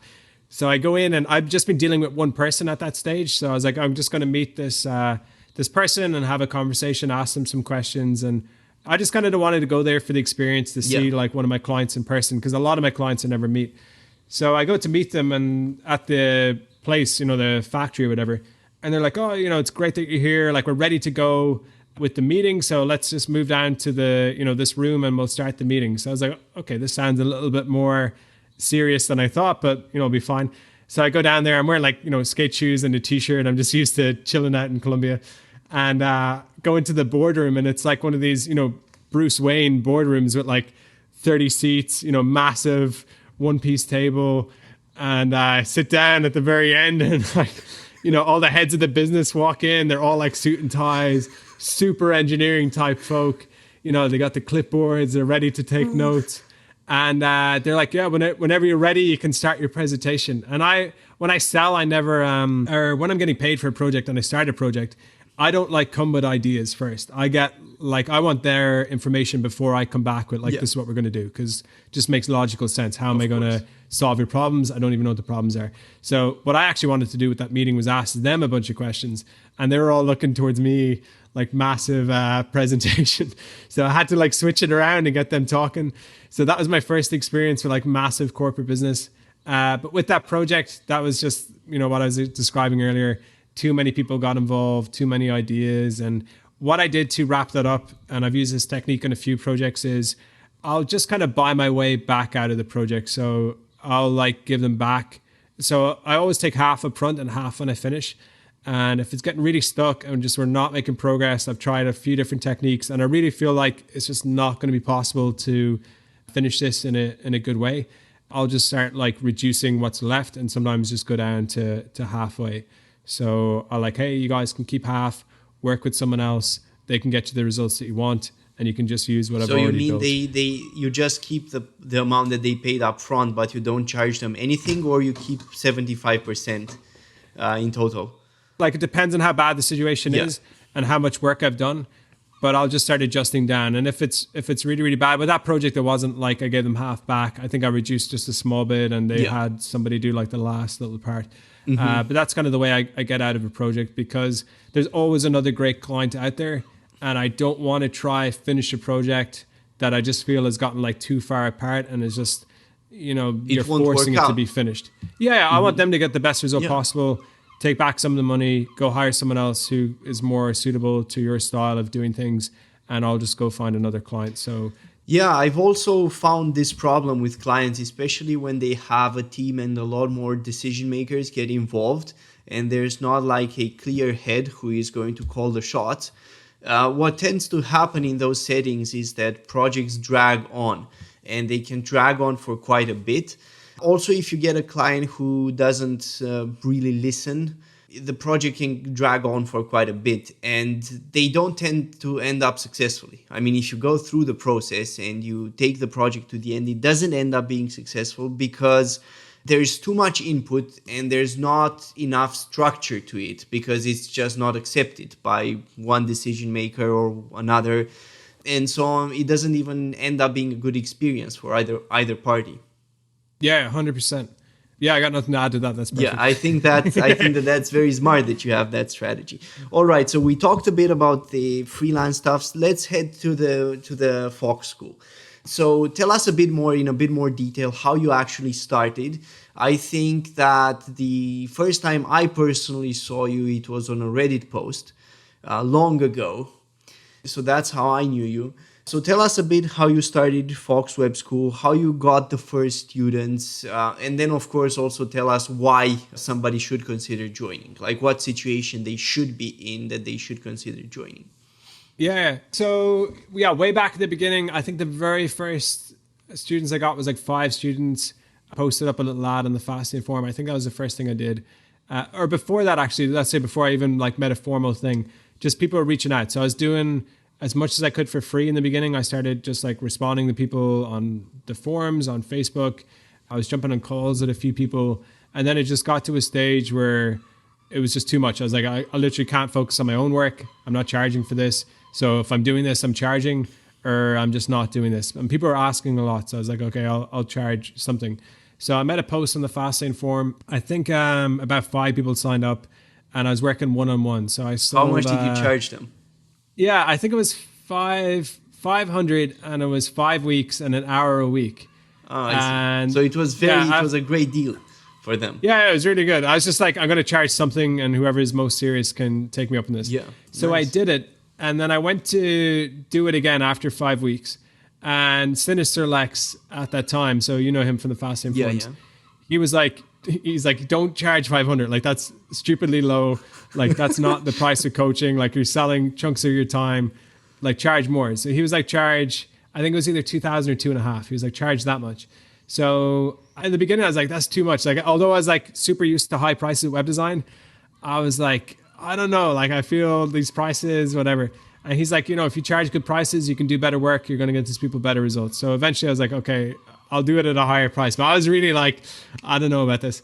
So I did it. And like, I'll be honest, I actually feel like both groups got like the same value. Like, there wasn't like I was holding anything back for the smaller group or anything. So both groups got great value. One thing I did though was with the people who paid more, I actually gave them more weeks. I was like a little bit guilty of charging more. So I was like, okay, at the end of 5 weeks, like, you guys hit me up if you need anything. A lot of them did. So I was like still continuously helping them. So after a while, I was like, okay, this is going past the 5 weeks. And I think I maybe did it one more time. So I was like, it's probably better make a Facebook group or something, get everyone in together, and then I'll start doing, like the classic course things. So I started making videos. The videos went super well. People were getting really good results. And then eventually I was like, okay, I'll make a full course. I made a course, but I made a mistake, actually. I made 2 mistakes. So one, I priced the course low because, and at this stage I had a free group that was starting to grow, and I'd started on YouTube and stuff. So I priced the course low, which is good. I got a lot of people in there. But then I realized when you charge low prices in anything, it's good up front for everyone. Everyone loves a low price at the beginning. Yeah, everyone rushes in. But then you don't have the resources to offer a good service long term. Like, you, as a business, you just quickly go through low price funds because there's not much in the first place. So you can do a few weeks or a few months of good service, but then you're like, hey, guys, the party's up. Like, there's nothing more here for me to keep serving you and, providing good service. So the low price course, I just had to kind of, they had the content, but I had to discontinue the one-on-one or like the live calls and stuff because I just didn't have the budget to keep doing it. Like, it just made more sense to go back and do other things. Was it a video course that they had access to? Yeah. Like, I think it was videos every week. We do one live call every so often. I mean, it was really, really good. I just was charging too low for what it was. So people up front would get a great deal, but then I couldn't provide the service for too long at those sort of prices. So I switched it to a monthly thing, this is the worst idea I had out of everything. I was trying like different models. So the monthly thing was like $30 a month, but you could join the first month for $1. I'm sure you see where this is going to go. And I was like, if I get 1,000 people in there, like 30,000, I can do a great job and like I'll have the best community ever. But what happened was just a load of people were joining for $1 who had no intention of sticking around. Tons of questions, tons of spam, and like there was great people in there, but then also a lot of people who were like expecting you to do everything for $1, and then when you didn't, they'd like spaz out. That's what happens with low prices. Yeah, like super demanding. Like, so again, not a good way. Shut that down. And then I was just looking back. I was like, who got the best results? Who are the best sort of clients? People who are super committed and who stick with it. What's the best way to screen for them? Charge a good price, and then when I have a good price, I can run a solid business. I can run it as a full-time school. And then what also was happening was I was trying to, in the beginning, juggle running a school with juggling real projects. And the problem is mentally, they're two very different tasks. Just, it's hard to combine the two. So when I work with like a client in the morning and then I go to the school, my mind was just like, in two different places. And I didn't like it. It was either I'm going to fully work with clients or I'm going to fully run the school. And I tried to do both. Yeah, for a long time, I couldn't. And I was like, I'll go with the school. I just enjoy it more, talking to people. I feel like business stuff, the websites, I do like it and it's good money, but the school, I get more personal value out of it, or just, to me, it's more enjoyable. So, and then as a business, I'll be honest, it's more scalable as well. It's a business that can go bigger than a web design business. So yeah, built a full school. The base model of what I have now started to form, proper community, higher prices, like the full package. We work with people as much as we possibly can. Best sort of content, weekly live calls, extra resources, get some staff, get a team together. So started that model. I don't have the exact times here, but I've kind of refined that. And now the school is at the next level where I feel like I've kind of put all the content in there, that I've systemized all the value that I have to teach people, although I still do the live calls and comment all the time. But as far as content goes, I've added it in there. And now I want to go get other experts, which I've already started doing, and have them add additional skills. Yeah, that's awesome. So kind of my vision there is thinking back to when I started. So, I'm going to teach you the web design stuff. I'm going to get you profitable. But my goal is that they don't be web designers forever. Like, I want them to go further and do bigger stuff. Like, if they're a web designer 10 years from now, like, I've failed as as a teacher. Like, this is a way to start. But if you can do this, you can do bigger things. So get going with this, learn it, make the money, figure out all the base level stuff, and then use that to go bigger. So along with that, like, I don't want to just teach them web design. I want, when they go to that next level, they're as best prepared as possible, got a bunch of different skills. So copywriting, SEO, ads, email marketing, back-end systems, all this sort of stuff. Yeah. So that's the next level right now, is just getting in these other experts and just adding in those extra courses. I already have an SEO one. I already have a copywriting one from two great instructors. And then I want to bring in more guest calls and just the community experience as well. I'm always trying to get that to a higher level. It's a really tight group in there already, but we run on Facebook. And I feel like if we get it off Facebook, we can do an even better job, just organize that information a bit better. That's awesome. I love how you grew this thing organically, because a lot of people, they sort of want to go to the big level all of a sudden. Impatience, I think, is one of the biggest things that are holding the entrepreneur types back, at least. Because people want results really fast. And when you want results really fast, you don't really optimize your process. And just as you saw through your own experience, you went through a lot of iterations to get to where you are at today. And I think that was critical to actually making it work. and providing the maximum value possible here. So that's awesome. I mean, can you give a brief summary of what the school delivers now and what people can expect if they join today, and also what kind of person should consider joining? Yeah, so usually I've never, the latest version of the school that we have, I've never sold it personally. I've always gotten top students to just have conversations with people. If it leads to a sale, perfectly. So yeah, why I'm saying that is I'm not like got the big sales pitch ready to go with the school or anything. For me, I would say if you're starting off, because I built the school kind of with myself in mind, let's say, like I look back and I'm like, I'm lucky to have made it, but I just got through like so close that I didn't fail. So I think of that sort of person with those sort of like things that they needed to fix. So for me, the school, it's like somebody starting off, they're looking to go big, but they don't know like what's the first real business to kind of get into and make something work. So They don't have to have tech skills, because I built it like for just the person who's starting from zero. They don't have to have tech skills, but they want to do something like a real business. They want to learn some real skills and they want to go bigger with these real skills. So the school is built with that in mind, like somebody who wants to go Fastlane, let's say. They want to do something big, but right now they're just like, I don't know what to do. I don't know how to help anyone. I don't have any real skills that I feel like I can monetize. I don't even know how to get clients. I've never made, much online or anything online. So that's the starting point of what we assume and who we kind of aim for to join the school. The school then is, of course, how to get profitable web design, but really in all these lessons, in kind of the way everything is built, just trying to get people to think in these ways that I know is going to help them in business. So thinking about, sales, what is sales, how it works, value creation, solving problems, and then running an effective business, learning just how to think in that way that's going to help you in business. Like, look at the marketplace, what do they need, understanding their needs, how can you communicate things in a way that get people to take action, systems, all those sort of things. So the school, True Web Design, is teaching you all of that. Then with these additional courses, hopefully even more. Community is really solid, just support everyone, really cool vibe. We never have any issues in there. I've never had to ban anyone. It's like really, really cool. That's group awesome. of people. Yeah, super tight. So, I mean, who is it for? I guess just somebody who wants to get going, wants something real to get into. Cool thing about web design, you don't need technical skills to get started. We'll show you how to do that in the program. But a lot of other things, you need very little. You just need a laptop, internet connection. It's that, that's the classic, like, all you need is a laptop. But it is true. Like, it's cheap. There's no inventory.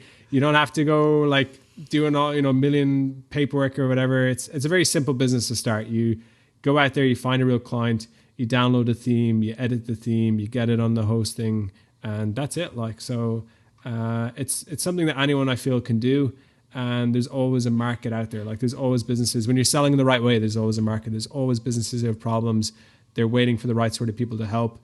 And yeah, like for me, a good web designer is someone who's no longer doing web design. Like, they learned this skill that now allows them to do loads of other stuff. And MJ's story is a good example of that, where he started web design, used the money, built limos.com, sold it twice, and then went on to do all his other amazing stuff. So that, to me, that's a good web designer. Like somebody, and no offense to, somebody doing web design 20 years, but from my perspective, like my goals, web design was always a way to get going. And I just look back and I remember the days when I was trying this thing and that thing and nothing was working. And I just felt like I was a failure. I felt like I was incapable of, doing anything meaningful. And web design, not the biggest thing in the world, but it was a real thing. Like, I helped businesses in real ways. It got them real results.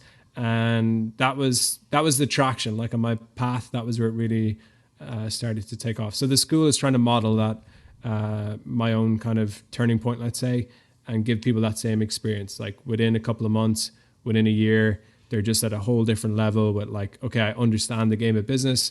And now, if I want to stick with this or not, I'll always have this way to create income for myself, to serve the marketplace, provide value, and do meaningful work. So that's awesome. That's awesome. Cool. So you mentioned quite a bit in there about mindset, about sales, and all those skills that are valuable for entrepreneurship, which is what you're grooming people into through the Fox Web School. I was wondering if you have, let's say, top 5 resources that you would share with people. I always ask this question from guests because everybody is interested in this. Basically, top 5, let's say, mindset business resources. What would you say? just across the board, like anything? Yeah, anything that you feel would be the most valuable for... Yeah. Really good question. Usually I'd rattle off a bunch of books, but I think the big one, Fastlane forum. So we're both in the forums. If you're on that forum long enough and you post there, you're going to see a lot of people who are successful, but also they're going to break down why they're successful. So you can model that behavior. You can see different ways to think, which is super. Like there's loads of different ways to do this. Like there's this way, there's that way, someone else has another way. So on the forum, it's a nice selection of lots of different things. Like if you go to a web design forum, it's like a science lab. Yeah. Forum, you know? So exactly, you got a nice breeding ground of success there. You can see everything. So I think the forum is massive. As far as books, there's so many that I would recommend. I'm not sure where to start on that. Of course, all of MJ's books. I don't know. I won't recommend books because there's just too many. I feel like there's too many different stuff. For me, I feel like travel. I know this is kind of strange resources. Travel has helped me so much. You get around there, just a lot of different stuff. You run into a lot of cool people when you travel, especially certain locations, like certain cities or certain areas that attract certain sorts of people. For me, looking back, travel was so key because I was just never exposed to people who did that sort of thing. I lived in Ireland. People are very like in the system. Nothing against them, but you just don't really meet like these, entrepreneurs in Ireland back then anyway, didn't. And in the oil industry, I wasn't meeting them. So traveling, I just got exposed to like, here's a real person who's doing this. They're right there. Let's have a conversation. Let's see what they have to say about this stuff. So yeah, the forums, traveling is going to be a crazy list probably compared to other guests, but I think fitness is so important. I think in business, the mind-body connection is massive. And if you're not looking after your health, what's the point kind of if you're going to work super hard to achieve something, but then you can't enjoy it physically or mentally, there's no point. So you also have more energy if your fitness is in order. Yeah. And the last year just shows that as well. I mean, with this lockdowns and all this nonsense, it's just so key. Like, it's great to get wealthy for sure, but keep your health along the way. So I'm looking back those like years and months where like I just didn't look after that stuff. I always regret it, and I can see the results just drop off. The business drops off. Everything does. So get a gym pass, whatever it is. Look after yourself. I don't know, man. I don't think I can make it to 5. I'm kind of jumping around. No, it makes sense. And I mean, thank you for sharing that. And it's good that it's different. That's not a bad thing, because I think that there's a lot of value that people can get from that different approach. I mean, the more approaches that there are, the more people have to choose from and try. And different things are going to work for different people. So that's great. I'm very thankful for that. Yeah.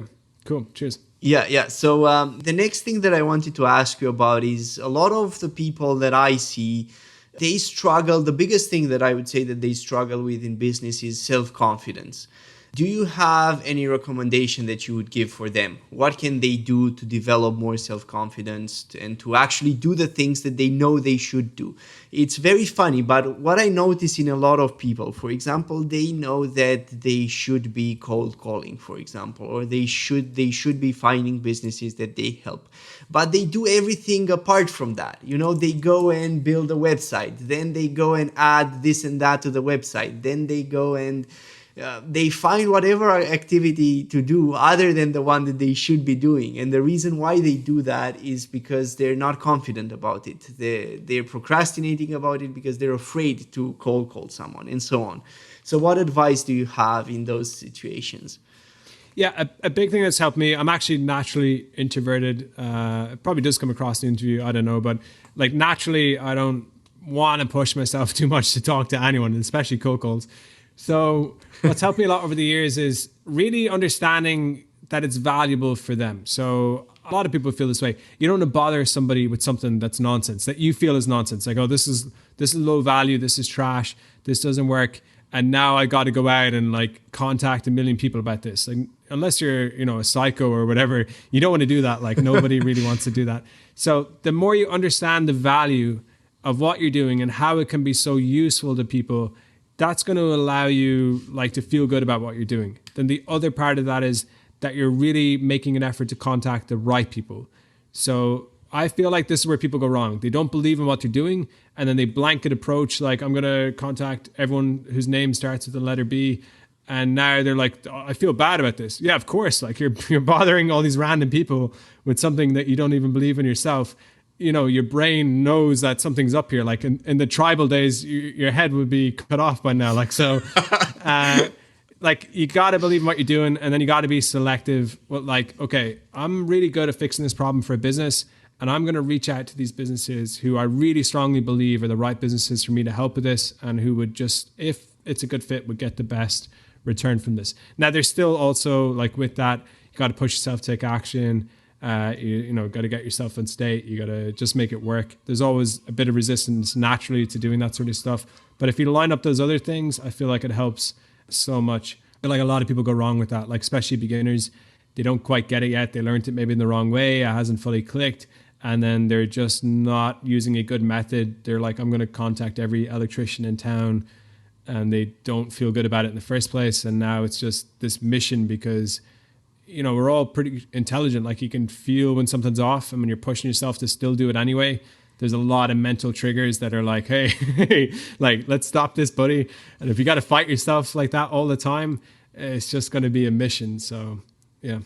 Yeah. And I mean, one of the issues with this is, in my opinion, is that a lot of these people, they feel unsure about the value that they're offering, right? So they feel unsure if it's actually going to help the business, right? So for example, with websites, they're unsure if they actually make this website, if it's actually going to get results. And I guess that until they see that, it's sort of difficult to really create that confidence in their own minds. You know, like they can see other people doing it, but until they do it themselves, they have a hard time to see themselves actually pulling off those results. Yeah, that's a great point. Like reference experiences. Mm-hmm. I mean, like anything, like over time, you do it enough times, you see that it's high value, you see that it helps people, then it's not hard to do it anymore because you just know, you know, like if I see somebody drop their wallet in the street, I know that if I like, hey, you dropped your wallet and I hand it back to them, they're going to be happy about that. So I would never feel like, how do I get the confidence to tell them they dropped their wallet? Like, you know, there's no resistance in that action because I just know it's a good action. They're going to like it. Feels good for me to hand it back to them. Perfect. Like, but when it's something like, you know, I haven't done it before. I don't know if it helps them. I don't know if it's like even a good thing to do in the first place. Now all the internal stuff is way off. You can push yourself past it, of course, but it's way easier and just better if you line it up right first, and then you're gonna. So how can they do that? Because you said it's better not to push yourself. So how can they line it up right when they don't have any reference experience to go back to? Yeah. So how I teach this in portfolio stage, like the pretty meta approach is like 1 or 2 good reference experiences. Like just get out there straight away. You know, kind of let's say back to freelancing context here. Get out there and just help 1 or 2 people. Like even if it's small, even if you know, whatever, go out there, real business, find a real problem, fix a real problem, even if it's a small problem, get that online and get some results. And then you can see, hold on, okay, I contacted the business, helped the business, now they're better off. I've done my project. Perfect. And that's like the first stage there. Like so you sort of ask them to push through it in the beginning to get that 1 or 2 references. And then once they have that, they no longer need to do that. Yeah. But I definitely keep in mind to try and make it as easy as possible for them. So in the beginning, I recommend family, friends, connections, local area, businesses you already know. People they already trust know. You. Yeah. Like just get 1 or 2 from that group. And then when you have that, mentally, internally, you feel a lot better. But then also externally, the marketplace is also like, okay, this person can actually do this. They've done it before. Here's a real result. So it helps in both ways. Now, when you prospect, you're going to feel better about doing it. You're going to do it in a better way. And then you're going to have something real that backs up all these claims that you're making. And, you know, people can build trust in. Like, that's another thing as well. So, you know, let's say we now know each other, like, and we know each other already. So you would personally trust me.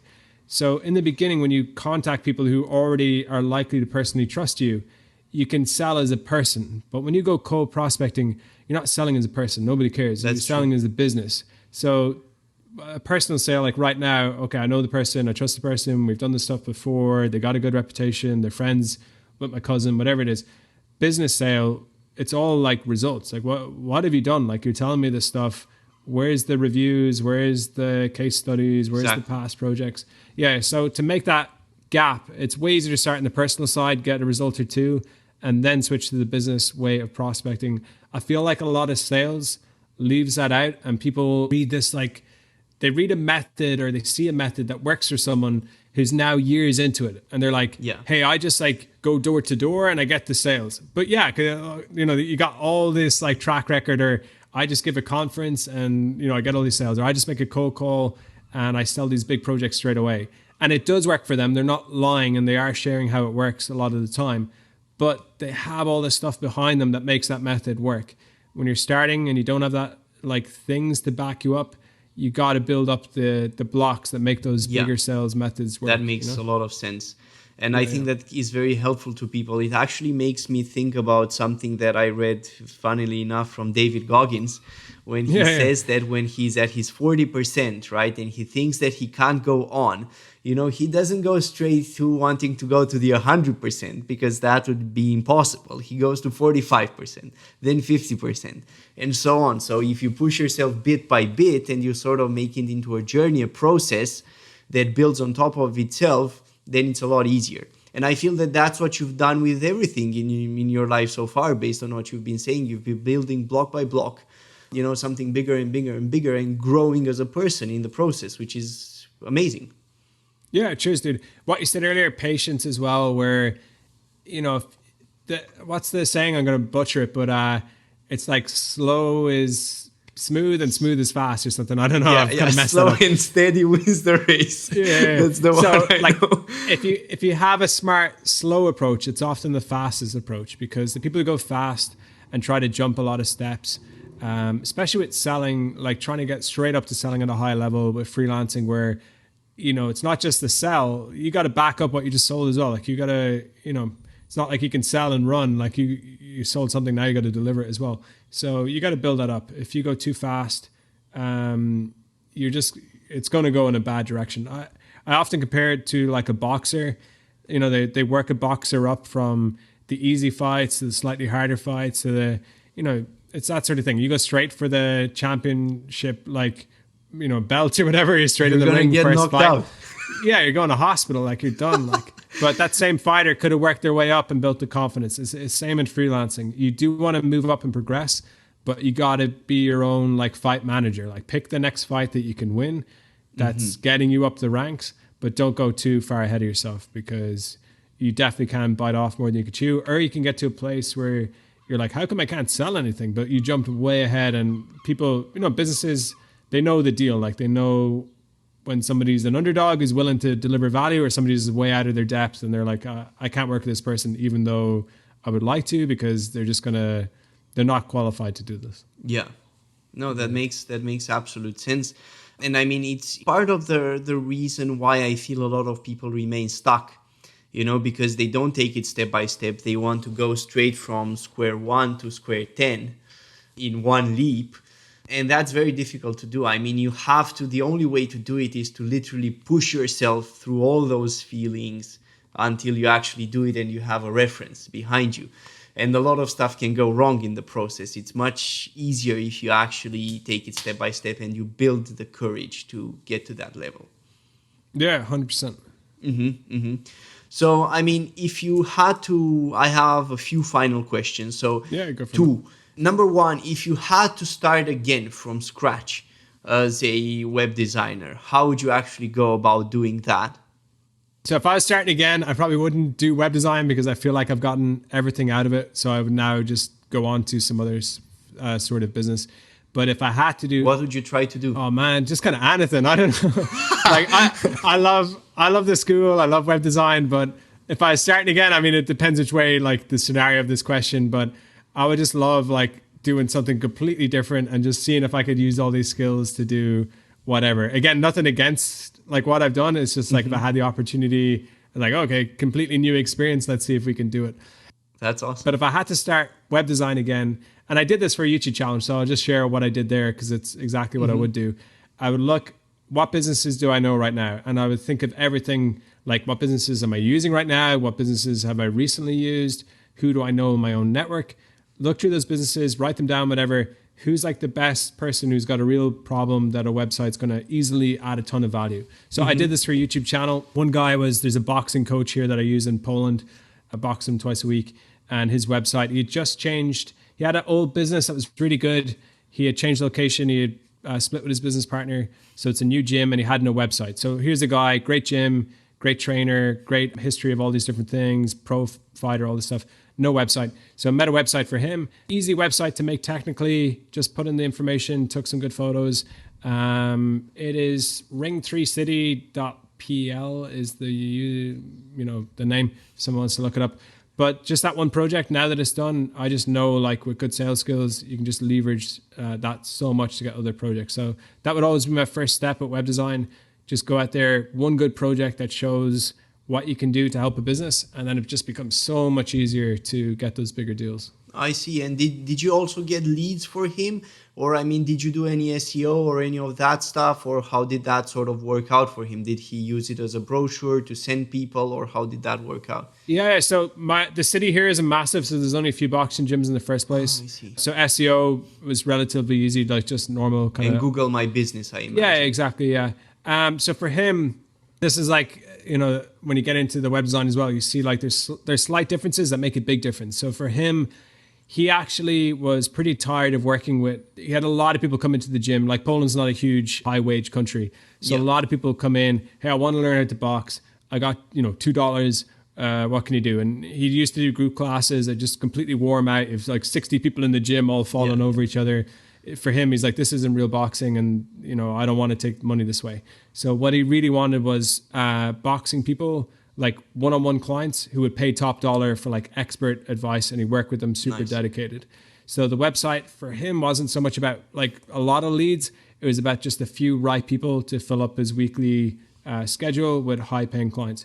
So that approach with the website, it worked perfectly, and now he's just totally full. He actually doesn't need any more clients. So it's like, how would I describe that? And all of them sort of find him organically.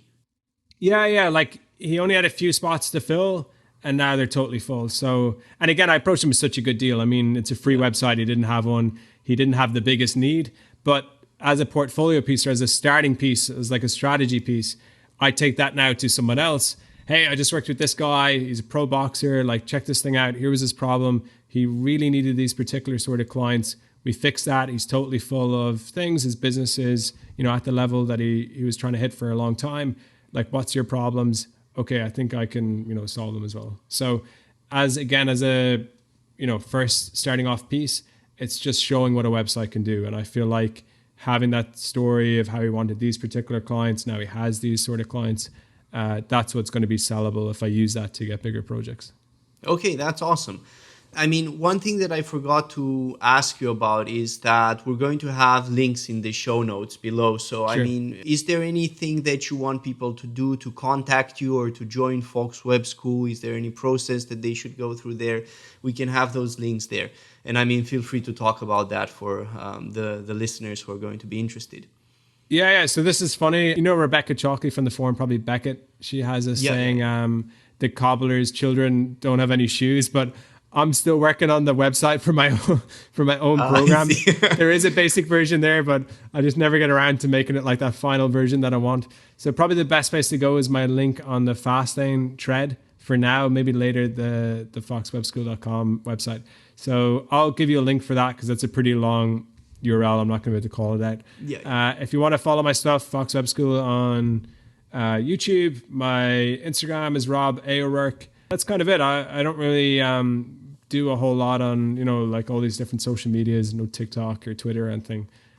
Pretty low profile, actually. So, yeah, Fastlane forum, tag me as Fox, or follow me on YouTube, and you'll kind of see the links in those two places. Yeah, that's awesome. So thank you for sharing those details. And final question, I wanted to ask you, where do you see Fox Web School 5 years from today? So you talked briefly about the fact that you want to expand into more than just web design. So where do you see it 5 years from today? Yeah, so I've seen over the last few years that it's always changed so much that to project out, I'm not so sure I could do it accurately and head towards it. But I just enjoy it, man. It's a good community of people. I mean, at the end of the day, I definitely want a business that does well, of course. But for me, like the people side of things, I just like that. So if I have a bunch of people that I've helped to do super well 5 years from now, and that would be great. On the personal side, I think about this a bit, like if money was no problem, what would I like to do? And honestly, there's so many, like, this sounds so geeky, but there's so many good books and things that I would like to learn, like skills, physical skills, and then like mental skills as well. That if I have a business that allows me to like learn a lot of stuff and then give that back to people, and then also just bring in other people who are experts, and then through my business they can like, give out that information, and then I get to also kind of see that knowledge as well, or learn like as my students learn. For me, that would just be amazing. That's kind of where I'm taking the business. Is I just love learning, and if I can learn if I can use my business to learn myself and then also give that back to people, I just think that's like the best thing I can kind of go for. I know that sounds, I don't know, whatever way, but for me, that's like...